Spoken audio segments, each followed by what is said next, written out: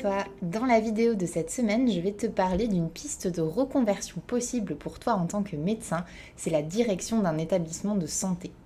Dans un premier temps, on va s'intéresser au rôle d'un directeur d'établissement. Parce que même si tu exerces dans un établissement de santé en tant que médecin, eh bien, tu n'as peut-être qu'une idée très vague de ce que fait concrètement un ou une directrice d'établissement. Donc le ou la directrice d'établissement est un peu un chef d'orchestre, si tu veux, qui va s'assurer du bon fonctionnement et du fonctionnement optimal de son établissement.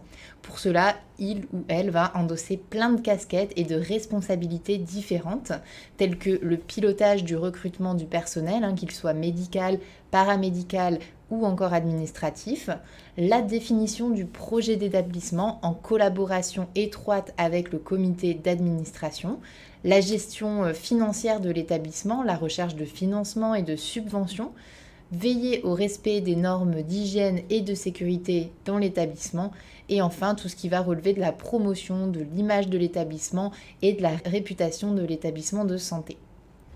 On va parler maintenant des compétences requises pour diriger un établissement de santé. Donc tu l'as bien compris, le directeur d'établissement de santé est une personne avec un très large panel de compétences. Ce type de poste va nécessiter de très nombreuses compétences et la bonne nouvelle, tu vas le voir, c'est qu'en tant que médecin, eh bien, tu as déjà pu en développer la plupart. Donc pour être directeur ou directrice d'établissement, il faut avoir des compétences de gestionnaire, notamment sur les aspects administratifs et financiers. Il faut avoir des compétences relationnelles et de communication, puisqu'il faut pouvoir coordonner tous les acteurs qui interviennent dans l'établissement et jouer justement ce rôle de chef d'orchestre. Il faut également développer des qualités en leadership. En effet, le directeur ou la directrice d'établissement a besoin de fédérer les équipes et de savoir exercer son leadership pour mener à bien ses missions. Il faut également être adaptable. En tant que directeur d'établissement, il faut savoir jongler entre les différents publics, comme les patients, les équipes médicales, les équipes paramédicales, mais aussi jongler avec le conseil d'administration et aussi les autres structures de soins. Donc tous ces acteurs vont demander de gérer différentes problématiques et de s'adapter à chaque public. Donc ces compétences et le fait d'être adaptable, ce sont des choses qui peuvent te servir si tu veux t'orienter vers ce type de poste. Et enfin, il faut avoir des compétences organisationnelles. Pour être directeur ou directrice d'établissement, il faut être méthodique, il faut avoir une certaine rigueur et une bonne organisation. Maintenant, quels sont les avantages et les inconvénients de ce type de métier ? Pour les avantages, les postes de direction, ce sont des postes très variés dans lesquels tu ne t'ennuieras pas, ça c'est sûr. Tu gardes également un pied dans le monde de la médecine et dans le monde de la santé. Ça a l'avantage de conserver des relations humaines au quotidien et ce sont également des postes à responsabilité qui permettent un peu de se challenger, mais également d'avoir un réel impact en étant à l'origine des décisions.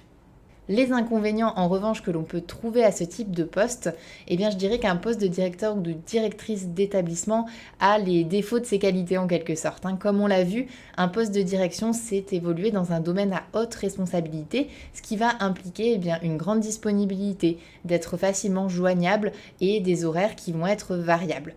Il peut également parfois être complexe d'avoir un réel soutien de la part des collaborateurs quand les décisions qui sont prises ne font pas forcément l'unanimité. Maintenant, quels sont les avantages finalement pour toi d'avoir été médecin auparavant pour devenir directeur d'établissement de santé ? Tu as une bonne connaissance du terrain et donc des besoins des équipes que tu vas manager. Tu ne seras pas un directeur déconnecté de la réalité et tu seras donc à même de prendre des décisions qui répondent vraiment aux besoins des équipes et aux personnes que tu encadres et que tu manages. Tu as des qualités en tant que médecin en termes de gestion de la pression, en termes de gestion des situations de crise. Donc ça, ce sont des qualités que tu as pu développer en tant que médecin. Tu as également des compétences d'organisation. Tu sais planifier, tu sais prioriser des tâches, puisque c'est ce que tu fais au quotidien en tant que médecin. Tu es également quelqu'un d'adaptable. Être médecin, c'est s'adapter en permanence. Il faut s'adapter aux différents patients, aux différentes situations cliniques qui se présentent à toi et qui évoluent aussi au cours du temps. Il faut s'adapter aux équipes avec lesquelles tu travailles, etc., etc. Tu as également développé des compétences en communication. C'est tout de même l'essence et le cœur de notre métier de médecin que de communiquer avec les patients, mais également avec les différents acteurs qui interviennent dans une prise en charge. Maintenant, on va voir comment se former pour devenir directeur d'un établissement de santé. Donc comme on l'a vu, en tant que médecin, tu as déjà développé beaucoup de compétences pour ce type de poste. Tu as des compétences essentielles qui sont déjà présentes, mais il te faudra probablement passer par une formation pour acquérir les compétences et les connaissances sur les aspects notamment administratifs, légaux et financiers d'une structure. Donc si tu souhaites t'orienter vers la direction d'un établissement de santé public, type un hôpital par exemple, il te faudra passer par l'école des hautes études de santé publique, l'ESSEP, avec une formation qui dure 2 ans après concours.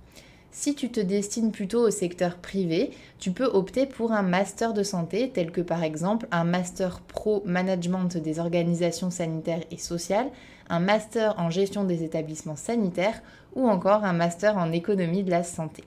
Voilà, on arrive à la fin de cette vidéo sur la direction d'un établissement de santé. J'espère que cette vidéo t'a plu, j'espère également qu'elle te sera utile.